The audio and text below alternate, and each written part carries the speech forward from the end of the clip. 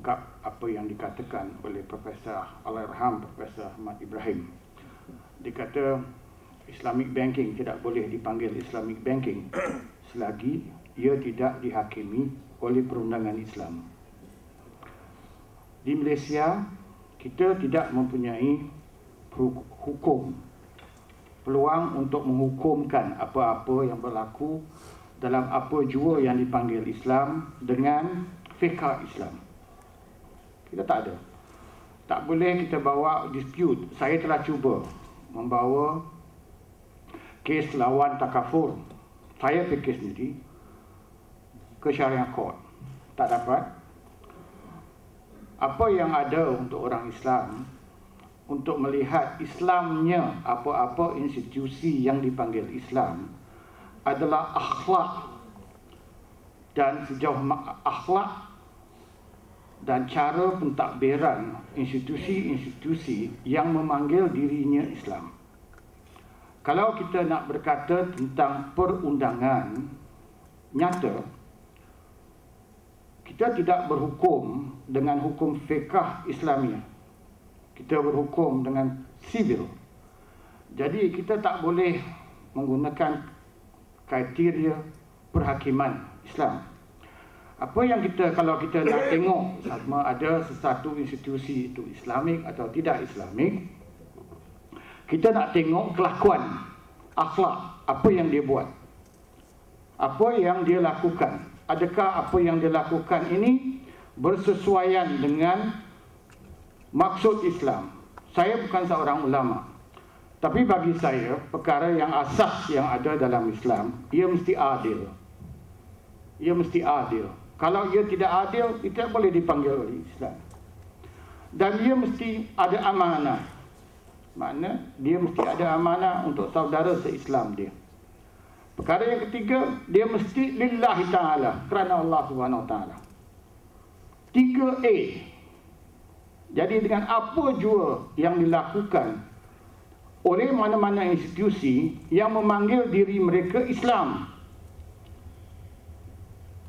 kalaupun institusi itu perbankan, institusi persatuan pengguna Islam, apa jua, selagi dia menggunakan istilah Islam, dia mesti ada 3 perkara ini. Mesti adil, mesti amanah kepada saudara dia, amanah kepada Allah, amanah kepada diri dia, dan mesti lillahi ta'ala.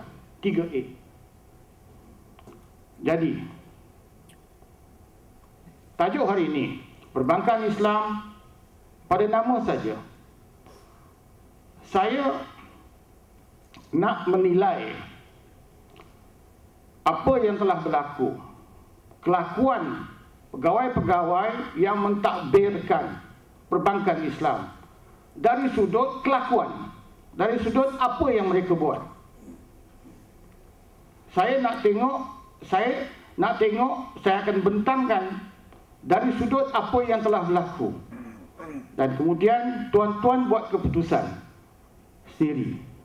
Kelakuan pegawai-pegawai bank, sama ada mereka telah bertindak dengan kelakuan seorang Islam yang mereka sepatutnya berkelakuan demikian, ya. Baik. Oleh kerana dia adalah masalah perumahan, jadi isu teknikalnya adalah di bawah BBA. Dalam kajian forensik ini yang kita jalankan terbagi kepada 2 kategori. Satu kategori rumah yang tidak siap, dan satu lagi rumah yang siap. Dalam kategori A, rumah yang tidak siap, kebanyakan pemaju terlibat tidak berlesen. Tidak berlesen di bawah akta perumahan, dan status tanah adalah pertanian. Tanah adalah pertanian. Kategori B, rumah siap, masalah pemilikan kerana tanah pertanian dan tidak ada lesen pembangunan, misal kata. Nah, daripada 477 kes, 84% adalah kategori A, 16% kategori B. Hasil forensik untuk yang 84% tu kita dapati secara menyeluruh pemaju tidak berlesen. Pemaju tidak berlesen di bawah akta perumahan. Jadi sebenarnya dia tidak boleh buat rumah. Dia tidak boleh masuk perjanjian jual beli rumah. Dia tidak boleh masuk perjanjian jual beli rumah, dan dia tak boleh buat rumah sebab dia tidak berlesen. Nombor dua, tanah itu adalah tanah pertanian. Tanah itu tak boleh buat rumah. Tanah itu tanah pertanian. Dan kemudian pemaju tidak mempunyai lesen pembangunan atau lesen lesen periklanan. Kemudian kita lihat, next slide please. Manakah institusi yang terlibat? Kita ada pejabat tanah, kita ada pemaju perumahan, kita ada mangsa perumahan, kita ada peguam. Di bawah peguam kita ada panel peguam bank, kita ada majlis peguam, kita ada peguam mangsa. Nah, ini satu aspek yang saya nak cakap sikit saja. Di Malaysia, kita ada sistem panel bank, panel lawyer bank. Nah, kebanyakan peguam-peguam adalah panel bank. Jadi kebanyakan kita, kalau kita nak ambil apa-apa tindakan kepada bank, kita tidak akan dapat hikmat peguam-peguam yang bermutu, kerana kebanyakan peguam-peguam bermutu sudah jadi panel bank. Diorang tak boleh ambil tindakan kepada bank. So the playing field tak rata. Pengguna tidak dapat kebolehan untuk mendapatkan hikmat peguam-peguam yang bermutu untuk lawan bank. Saya pegang satu prinsip, bank tidak maksum, ya. Bank buat silap juga sebab dia manusia. Dia tidak maksum. Okay. Kemudian kita ada dalam bank, kita ada bank negara, dan di bank negara kita ada majlis penasihat syariah. Kita ada bank konvensional. Dalam bank kita ada panel syariah bank. Now, peranan panel syariah ini termaktub dalam Akta Islamic Banking Act 1997, di mana dikatakan dalam bahasa Inggeris that there is in the Articles of Association of the Bank concerned provision for the establishment of a Sharia advisory body to advise the bank on the operations of its banking business in order to ensure that they do not involve any element which is not approved by the region of Islam. Jadi, panel-panel syariah dalam bank ini mesti menasihati dari segi pelaksanaan bank. Pelaksanaan bank. Apa yang dilakukan oleh bank-bank? Panel syariah mengikut akta ini mesti menasihati kalau bank buat benda yang salah. Mereka mesti menasihati, dan jika mereka gagal menasihati, maka mereka telah tidak melakukan apa yang telah termaktub dalam akta ini. Baik. Kita pergi kepada bank pula. Bank, kita ada dua jenis peranan yang dimainkan oleh bank. Satu sebagai bridging financer, bermakna dia membuat pembiayaan kepada developer, dan lagi satu kepada end financer, di mana dia membuat pinjaman kepada pembeli. Bila kita buat kajian ini, kita nampak satu perkara yang nyata. Semua rumah-rumah sebangai 477 kes, kita tidak jumpa Maybank. Maybank tidak membiayai rumah-rumah di mana developer tidak berlesen. Tanah adalah agriculture. Tidak.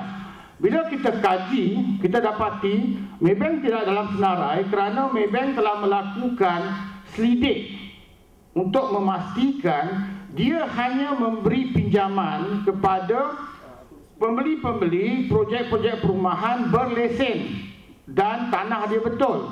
Jadi bermakna ada bank yang menjalankan kerja yang betul.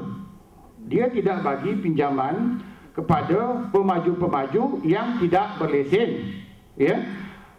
Kalau pemaju tidak berlesen dan tanah pertanian, kita mempunyai judgement di mahkamah di mana sales and purchase agreement itu telah dimansuhkan. Saya ada lebih daripada 40 judgement di mahkamah. Kerana bila lesen itu pemaju tidak berlesen, mahkamah telah buat keputusan sales and purchase agreement itu adalah perjanjian jual beli adalah batal. Jadi Maybank tidak, Maybank is not involved. Mana-mana siapa bank-bank daripada 477, siapa bank yang telah beri financing. Next slide please. Kita tengok nombor 1, Bank Rakyat, CIMB, Muamalat, Bank Islam, Public Bank Islamic,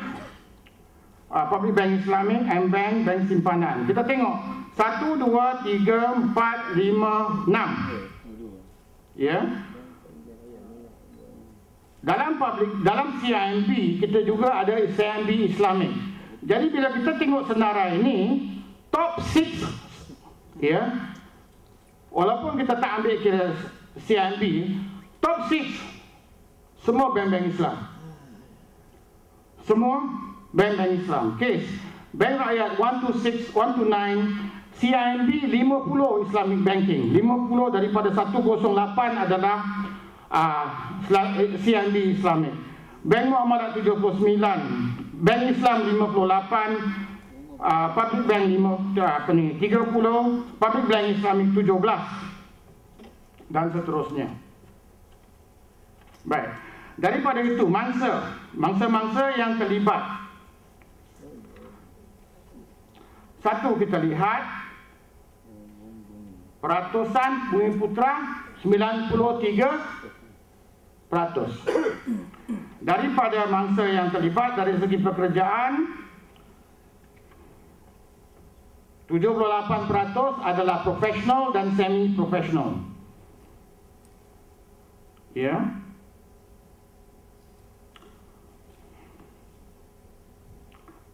Daripada bilangan mangsa 40%, next slide please, 40% telah dibankruptkan.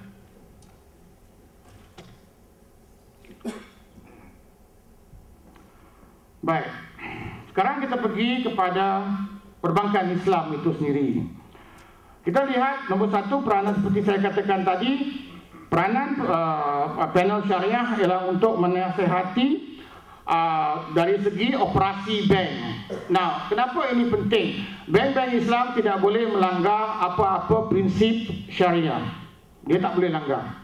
Jika dia langgar mana-mana prinsip syariah dalam perjalanan kerja dia lesen dia boleh ditarik di bawah akta. Ini adalah di bawah section 11A 1A, di mana menteri boleh menarik lesen mana-mana bank Islam jika didapati bank itu telah melanggar mana-mana prinsip Islam.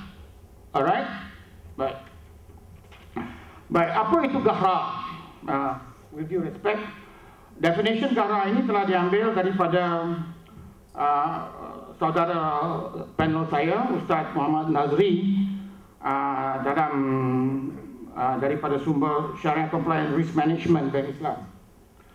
Jadi gahra, apa itu gahra? Nombor 1, bila dia ada penipuan, bila dia ada keraguan, uncertainty, ya. Bila dia ada penipuan, bila dia ada uncertainty, maknanya keraguan melampau. Ataupun bila dia ada uncertainty and ignorance of contracting party, orang yang masuk perjanjian itu ada yang tak tahu.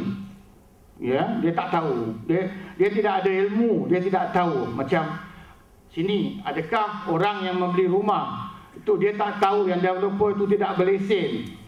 Ya, developer itu tak ada land title. Ya, ataupun bank pun dia tak tahu yang developer itu tidak lesen. Kalau bank tahu developer itu tidak berlesen, takkanlah bank nak masuk perjanjian kan? Kalau dia tak berlesen, macam mana dia nak buat rumah? Kan?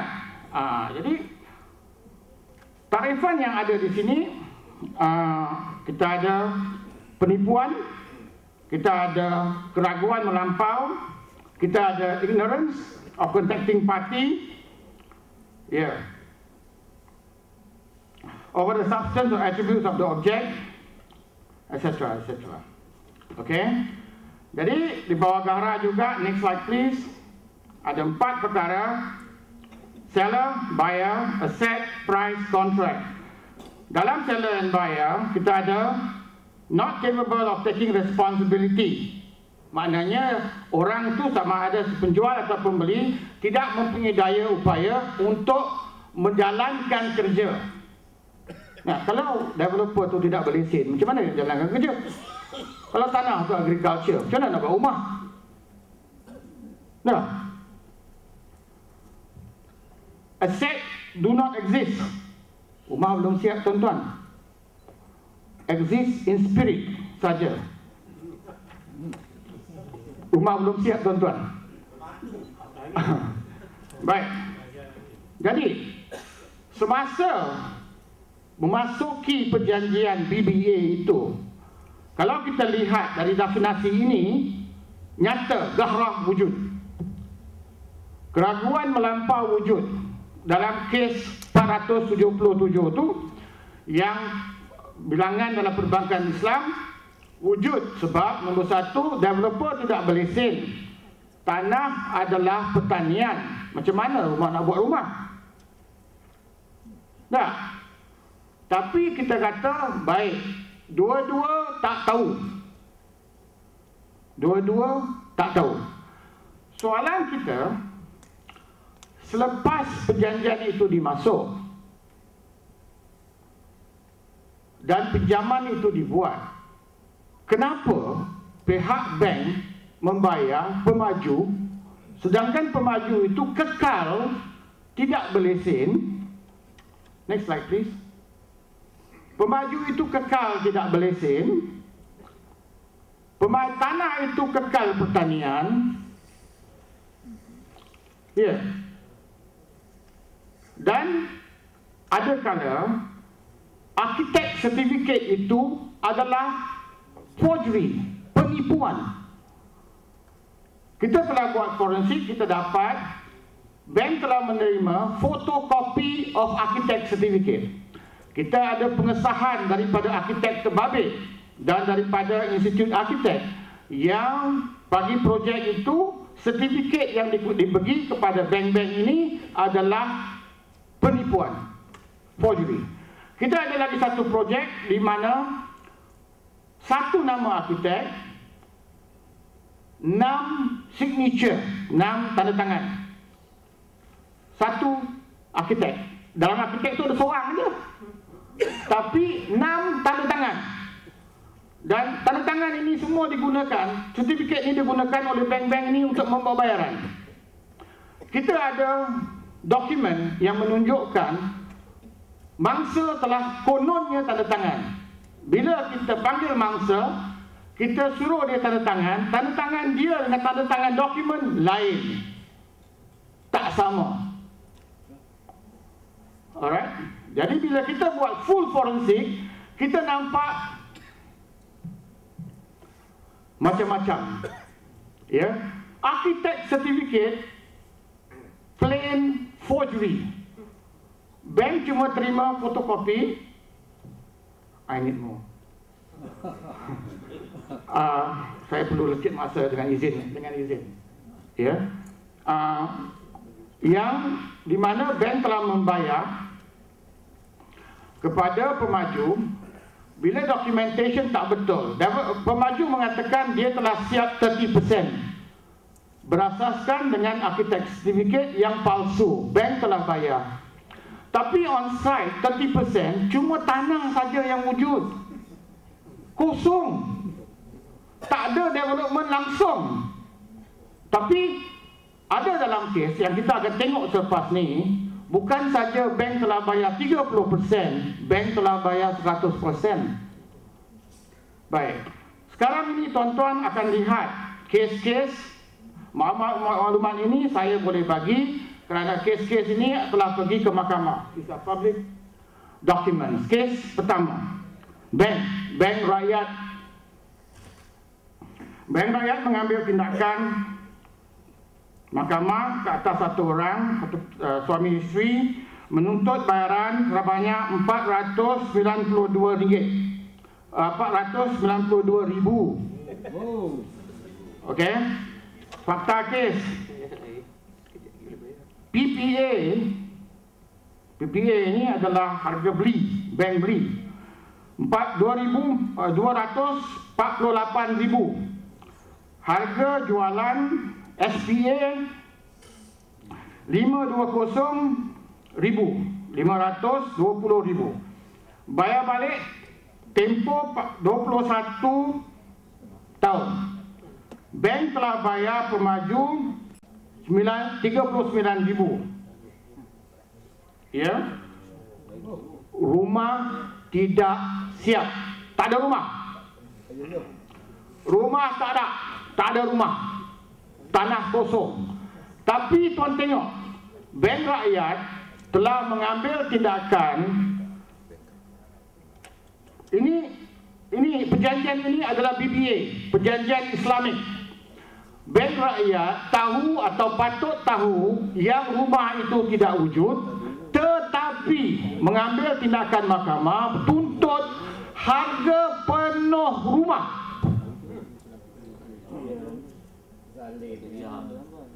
Kes 1, kes 2, Ion Bank.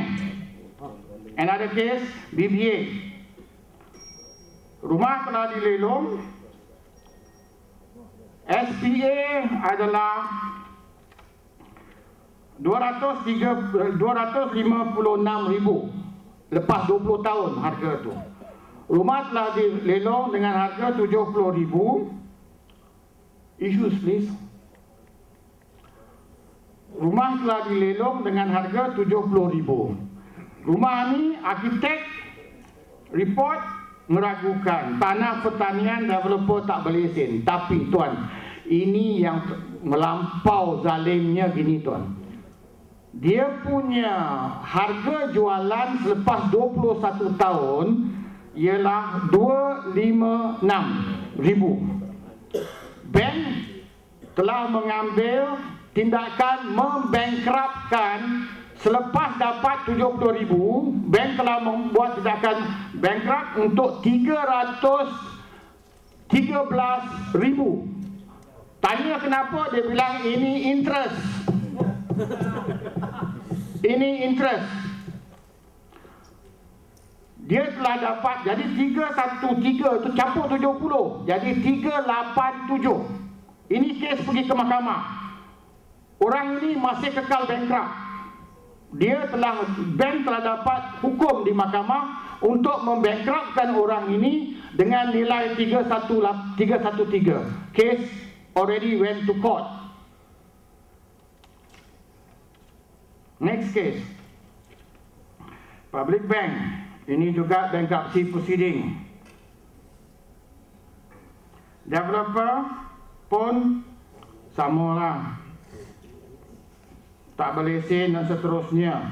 Anggaran siap 60%, pemaju tidak berlesen 60% saja. Bank mengambil tindakan tuntut sepenuh 560,000. Tanah kekal, tak boleh, tak berwarna. Baik. RHB Islamic.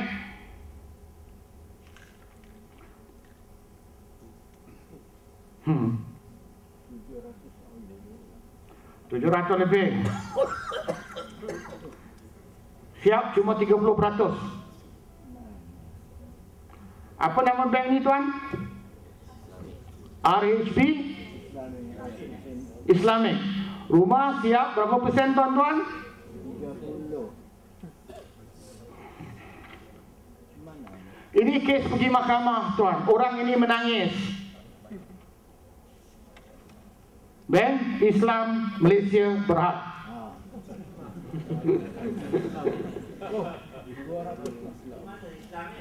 Nanti kejap. Ini bank, ini kes yang telah dibawa oleh Bank Islam Malaysia Berhad. Anggaran siap 30%. Pemaju tidak berlesen. Bank telah membuat bayaran kepada pemaju 43,000. Dia bayar 43,000 kepada pemaju. Tapi dia telah menuntut melalui satu petisi mahkamah untuk 194,000 full SPA price. Rumah 30% saja siap. Alright. Banknya apa tuan? Tak maaf Ustaz Nazri. Bank Islam Malaysia Berhad. Bank, next case, Bank Rakyat.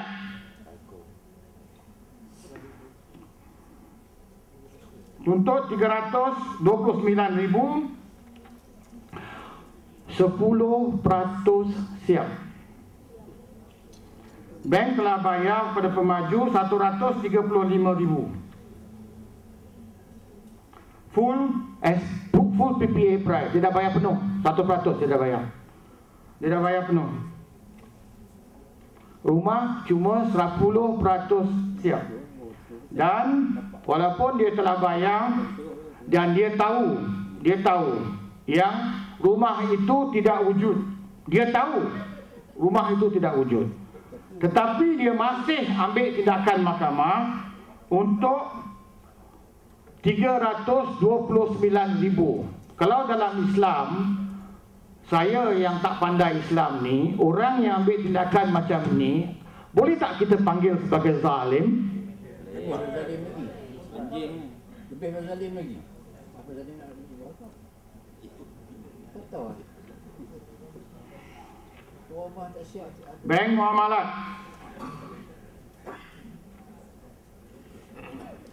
%99 tidak siap.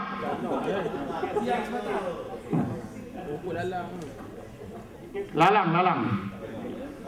Bank bayar pemaju 42,000, tuntut 243,000.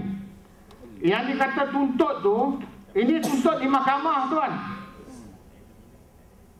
Ini tuntut di mahkamah. You should summons in court. Kalau tak ada summon in court, saya tak boleh keluarkan fakta ini. Salah. Sebab bila dia ada summon in court, saya boleh keluarkan fakta ini. Kalau tidak, saya langgar bafia. Bila dah keluar mahkamah, dah public document. Ya. Baik.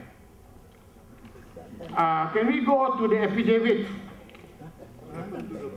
Baik, saya nak tunjuk. Ini kelakuan satu bank. Bank ni saya boleh cakap CIMB.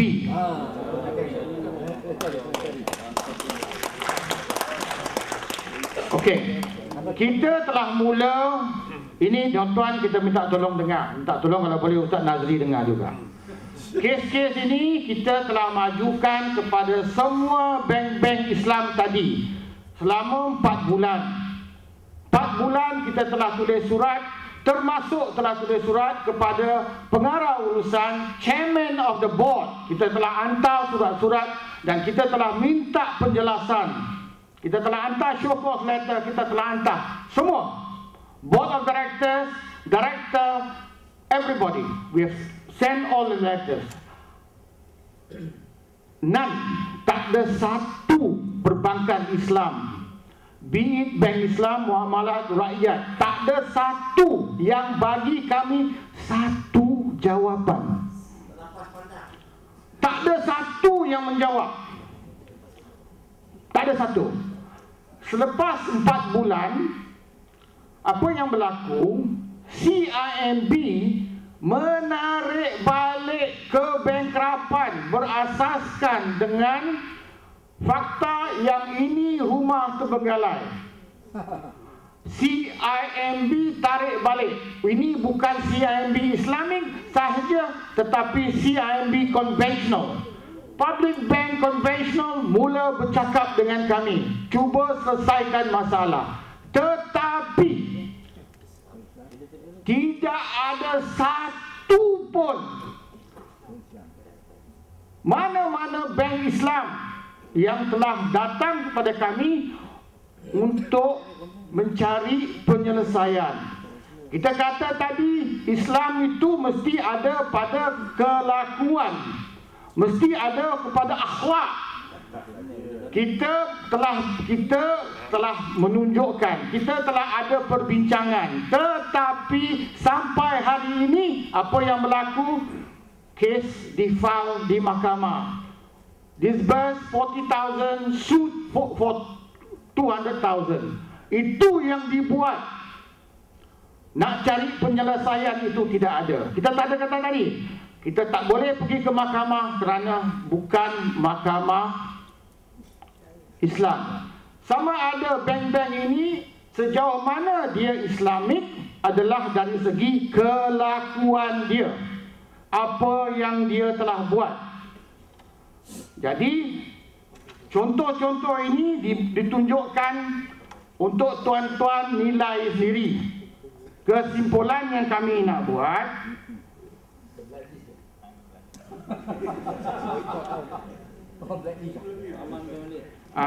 usaha CIMB Bank, can you go on that? Can you go to Mokhtar link, because it's not private and confidential information.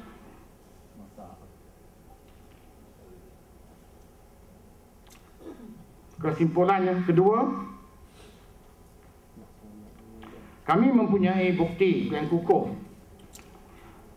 bahawa menyokong bahawa perbankan Islam telah melanggar hukum syariah. Tindakan bank-bank Islam memberi pinjaman kepada pemaju yang tidak layak, sedangkan wujud unsur-unsur keraguan. Ini menunjukkan bank-bank Islam dengan sengaja melanggar hukum yang ditetapkan dalam Islam. Berikut antara unsur gahrah: pemaju tidak berlesen tanah, fasilitas tanah, pertanian dan seterusnya. Keadaan lebih mengecewakan apabila tiada tindak balas daripada bank-bank Islam terhadap permintaan daripada wakil-wakil pembeli. Tak ada. Perkataan itu tak ada. Bank-bank yang kita lihat, bank-bank menuntut dalam petition-petition ke mahkamah, dia dengan sengaja menuntut pembayaran penuh untuk rumah yang tidak wujud.